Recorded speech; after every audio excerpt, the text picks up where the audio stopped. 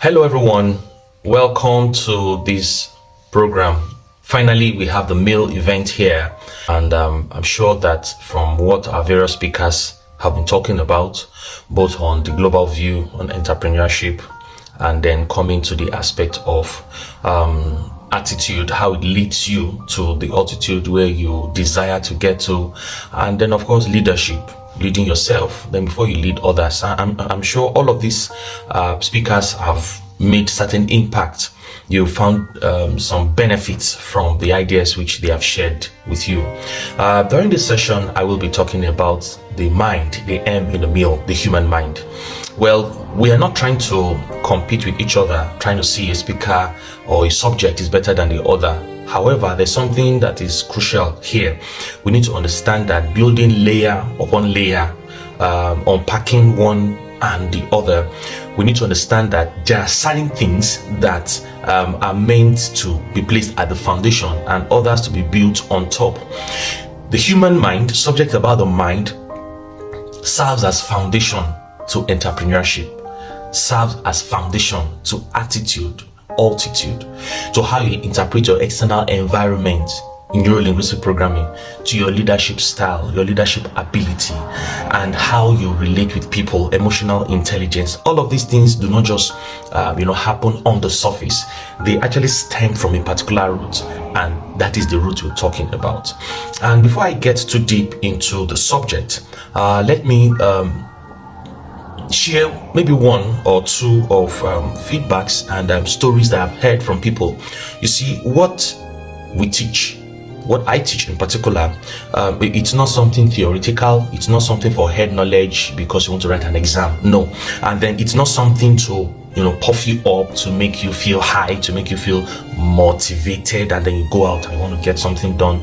Far from it. I use science to buttress my point, to prove the ideas I'm sharing, such that you can go from here and experiment them. In fact, many of them are things that you have been experiencing in your life that you perhaps are not aware of, or you have not taken note of these things, that these are the things that have been responsible for why you are having these experiences.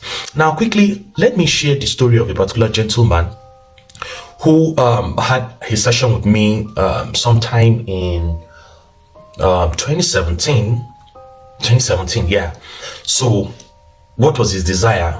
He came to me, we had a session, and then the session was more around how do I begin to change what I experience and alternate them with what I actually want. What I'm experiencing are undesirable. And then I said, fine, just make a choice of what you want. And then sounded ridiculous, but often as the mind doctor, I often tell my clients that if you follow my instruction like a doctor's prescription, you'll certainly find the results. Okay, so I said, regardless what you want, no matter how ridiculous it is, if you're willing to follow the instruction like a doctor's prescription, you will certainly find the answer. Before I share the stories of those people, just think about a man or a woman, an old village woman who never went to school. She knew nothing about, or she knows nothing about medicine, about the English medicine, about medications. She doesn't know anything about whatever, name it, the medication. All right. But she seems to be having certain feelings in her body, and then she doesn't understand. She can't bend down. She can't kneel. Maybe they call it arthritis, maybe they call whatever it is. And then she goes to the hospital, and then the doctor prescribes something for her. She's a stark illiterate. She's never been to town. In fact, the best vehicle she has entered in her life is a lorry, taking her from farm to the house, from the house to the market, then to the farm. Stark illiterate. She's never seen electricity all her life. Now, the doctor gives her that medication. She takes it. Regardless her ignorance, she takes it in the morning and night. Morning and night, 7 days. According to the doctor's prescription, she will find cure. You know why? It's not based on her knowledge. It's not based on her belief. It's based on the obedience on the instruction. So there are certain things I might share with you that might sound relatively ridiculous. That how could somebody just wish for this, desire this, and it just happens like that? Well, it doesn't have anything to do with race, peculiarity, educational status, your gender, your sexual orientation, regardless of religion or nationality. Once you follow the instruction, you have the result. Back to the testimonial. Now, this young man wanted to test something out. So first off, he said, I want to buy a car. and this is the kind of car I want to buy. And then I told him what to do. And now this has a little part of quantum physics in it. And then he began to do what I asked him to do. One of which was write every morning what you want in present tense.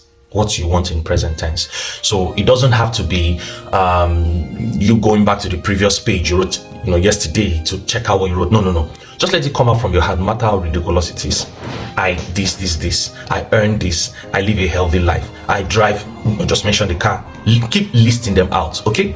Now he kept on doing that, and within 8 weeks, he got that car. That car was in front of his house. He did not remember. He was still writing, I drive. He wrote the name of the car. It took about 2 weeks after. He then recalled, as he was writing, and then somebody opened the door. He cited the car, then remember, come on. I have been writing this, and I've even purchased the car. I did not even know him. And he shared with me how he got the car.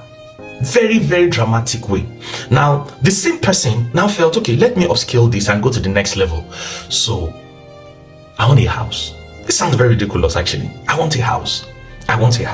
Now, I'm sharing these things with you with all sense of humility.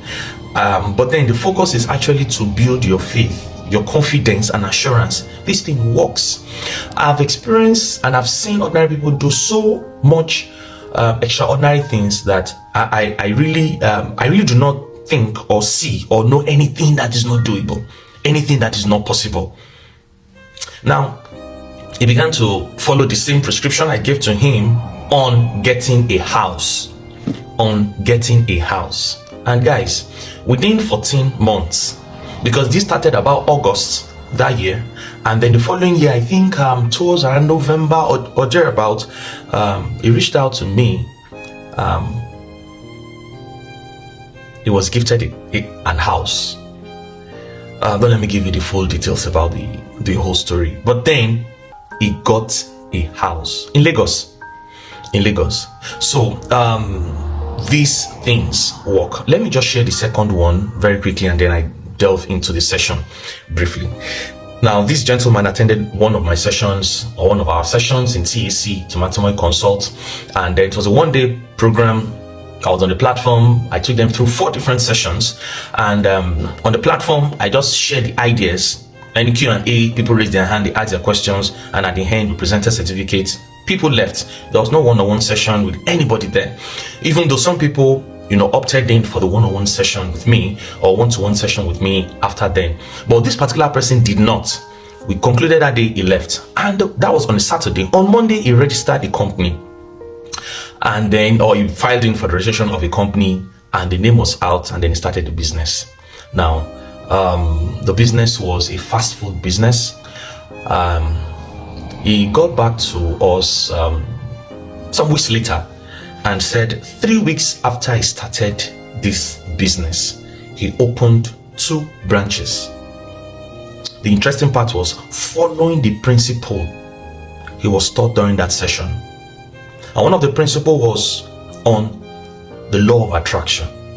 Now, for those who know me well, when I teach certain subjects around law of attraction, I rarely use the word or the sentence or the phrase, the law of attraction. The reason is because so many speakers have misconstrued, misinterpreted, misapplied that, and so I rarely use it because so many people explain it to be what it isn't. And part of the law of attraction is a subset of quantum physics. In 3 weeks, he opened 2 branches. Now, this was in 2019.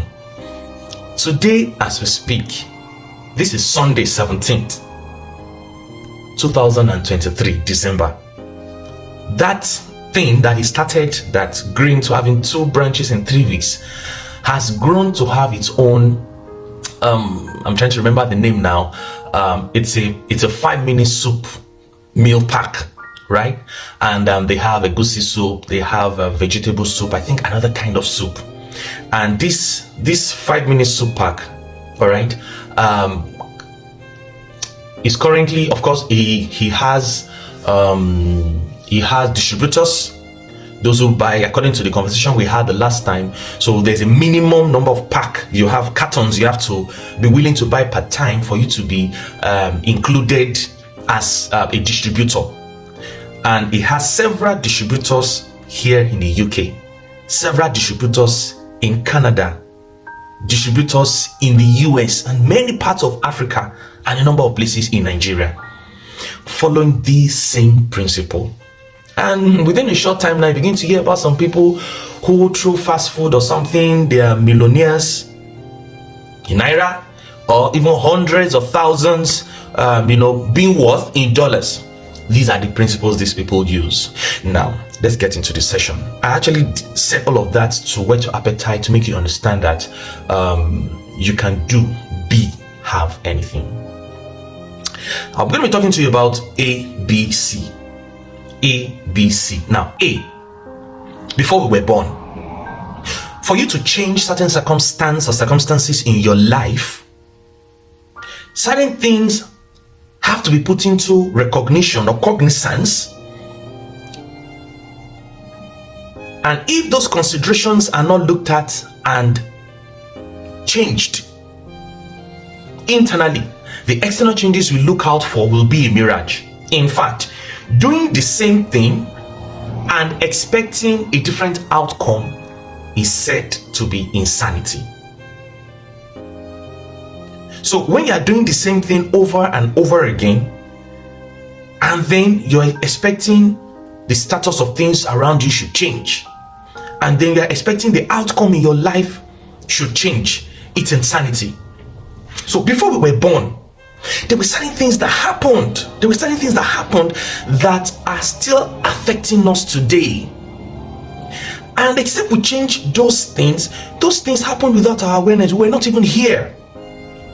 Those things are there. They are on the inside of us, and they are playing out.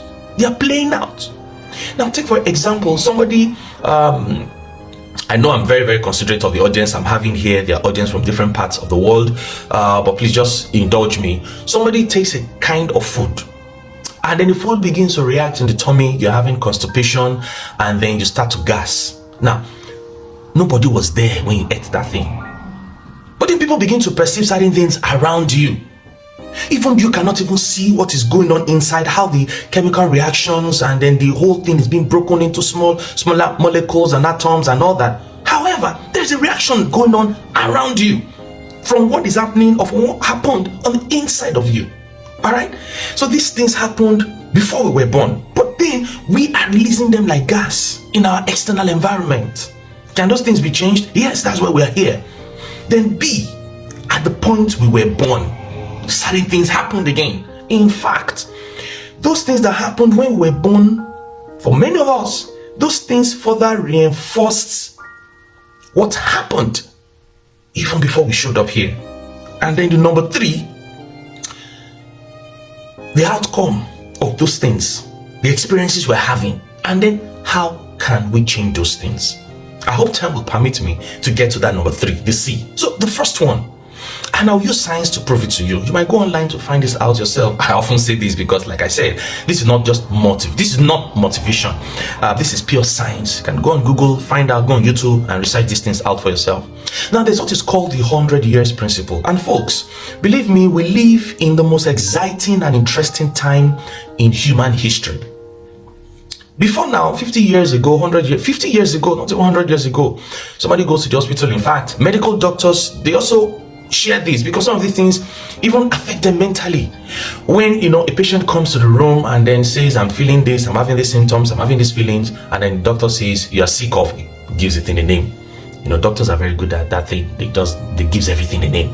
They gives it a name, and if you take this and take this and take this, you'll be fine. But today, a doctor cannot just tell you your symptom, this is the name of the sickness. No. In fact, I was speaking with a doctor friend the other day, and then he said he was attending to a patient, and while he was talking, he noticed this lady was with her phone, but he respected her. Keep doing what you're doing, so long you're listening to me.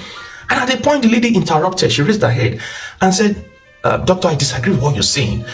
That's not the name of my symptom. This is the name according to Google. And she switched her phone and showed him. So the day and time we live in is so interesting. You can find out anything for yourself. But guess what? We live in the most lazy generation. People don't want to research things. What they take in what they are told just like that. And social media is not helping matter, as well. Back to this. Now, it is called the 100 years principle. And this is the principle. It states that the egg that made me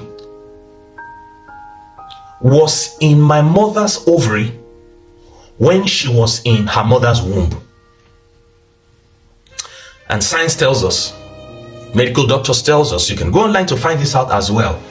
The external environment of a woman, the way her husband treats her, the way the community relates with her, the thoughts she has, the food, the limitations, the experiences, the exposures, whatever circumstances that surrounds her while she's pregnant affects the baby. Now there's something even more intriguing and interesting. It doesn't just affect the baby while in the womb, it also influences and affects some certain parts of the gene of that baby. And guess what? That trickles down to at least 3 generations. Now, the 100 years principle insists that the thoughts my grandmother had, the experiences, the limitations, the challenges, the difficulties. Now I'm focusing on the negative aspects now.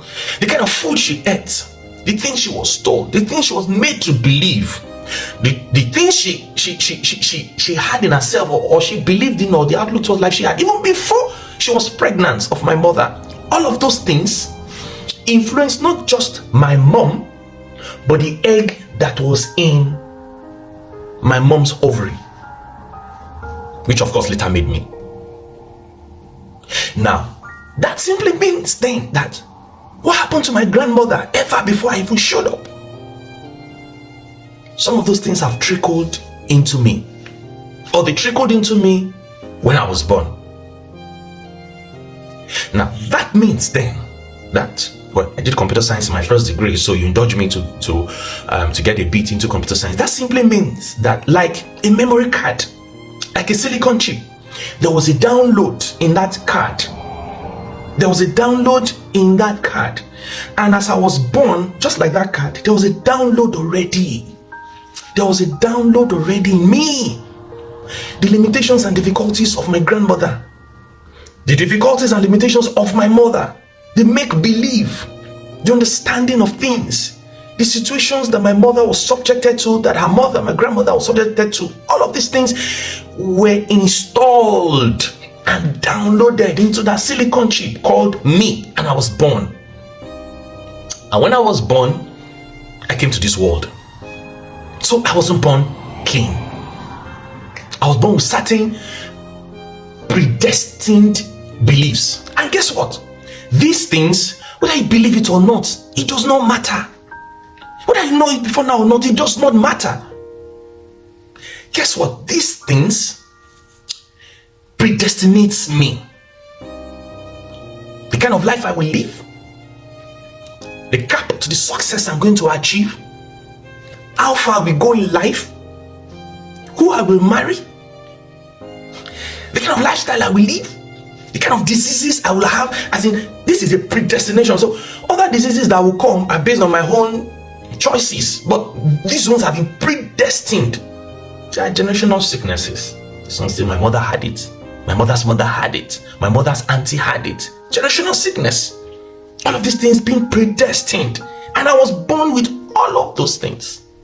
1. Now, 2, quickly because of my time. Number 2, when I was born, I grew up in an environment. Nobody grew up in a forest all alone. We grew up in the midst of human beings, people. And these people shared their love. They poured their affections and emotions on us. But then among all the various people that surrounded us, there were 3 most important people that were closest to us, and they poured themselves the most into us. Number 1, our parents and siblings, immediate family. This was the environment where we grew. We spent most of our time there. This was the place we slept, we woke, we spent our weekends and all that. We interacted with these people the most. And guess what? They told us different things about our village, about our uncles, about the past, about our nation. Of course, there were certain things we also saw in the family. When the family couldn't feed well. You want to buy this, you hear no money. We cannot afford it. We cannot do it. And then you see how finance is, how that they are so struggle to make money. The limitations, the difficulties. You were told these things, you saw these things, you witnessed these things. Bear in mind that through our five senses, information gets to us, and they are the things that make us, they program us, neuro-linguistic programming. Through our five senses, and one of it is through our ears, what we hear, feeling, what we feel, what we see. You are seeing this thing. What we taste, you're eating the food is sour. This thing is sour. You just have to eat it. That's what we have. That's what we can afford. What you taste, those things, they get into you. If time permits me, I'll get into a part where we're talking about where psychology and biology are meeting together. The reticular activating system. Where once these things get there, it gives you more of it, but I'll come back to that if time permits me. I'm quite limited with time in this program. Now, the second set of people, your teacher. You went to school, maybe P1, P2, P3, P4, primary 5, primary 6, and all that. And then there were certain things you couldn't read. They say you'll not be able to read, you'll not be a good public speaker. You tried 2 times 2, you're saying something else. Teacher said, no. Maybe even in the report card, we live an average life, we live below average, it's not good at mathematics, anything calculation. They put a cap, you cannot do this, you will not be able to do this. Some they say most likely to succeed, some they say unlikely to succeed. All of those things came into us, they formed us, we believed them. Now, why did we believe them? Why did we take them in? Guys, you indulge me, I might be stopping here soon. Why did we believe them? The reason was this. When we were born, every human has the conscious and the subconscious mind. But at birth, our conscious mind, because it is the cognitive mind, it is the mind that calculates, that analyzes, that compares at birth. Today, when I'm feeling something, I'm feeling cold, it's because I know what it feels like to feel hot. I know this is white because I know what it feels like to be black. That's how it feels like. So it's a congruent mind, it's the cognitive mind rather. It's the mind that compares things. A baby does not know when something is hot or cold. A baby sees something glitter and begins to crawl towards it, a candlelight, and wants to touch it. It doesn't know it will burn him. So we were born with such a mind that our cognitive mind, our conscious mind was not mature. So it was not really in use. It was just the subconscious mind. And that's the program mind. That's the you mind. So everything that was said when you were born went into that program mind, into that subconscious mind. And guess what? From the point where you took your first breath at birth to the time you take your last breath at death, your subconscious mind programs and records everything and can give them back to you on demand, on request. I just say, scripture says God neither sleeps nor slumbers. The subconscious mind neither sleeps nor slumbers. My time is almost up. But then the point I'm making here is this. With what we have heard from our parents, our teachers, then the clergy tell us things about God, tell us things about eternity, tell us things about this life, about the life after and all of those things. We believe those things. And then those things have formed who we are, our outlook towards life. Bear in mind, we came with a certain program, and then with some things that have reinforced it, we begin to experience more and more of this. How do we change them? There's a lot more I would like to share with you, but I'll put a pause to it just yet. We have something coming up soon. Stay glued with us, stay glued here, and certainly you will get to know about it. We might be having a second edition of this program where I will be sharing more about how can you alter these things and move from where you are to where you want to be. When you keep experiencing the same thing over and over, what you don't desire, what you don't want, they are because of the program. They're not your fault. They are because of the program. Change the program, you change the outcome in your life. I am Dr. Tim Atimoy, and it's my pleasing pleasure as well as the privilege having this session with you all. Thank you.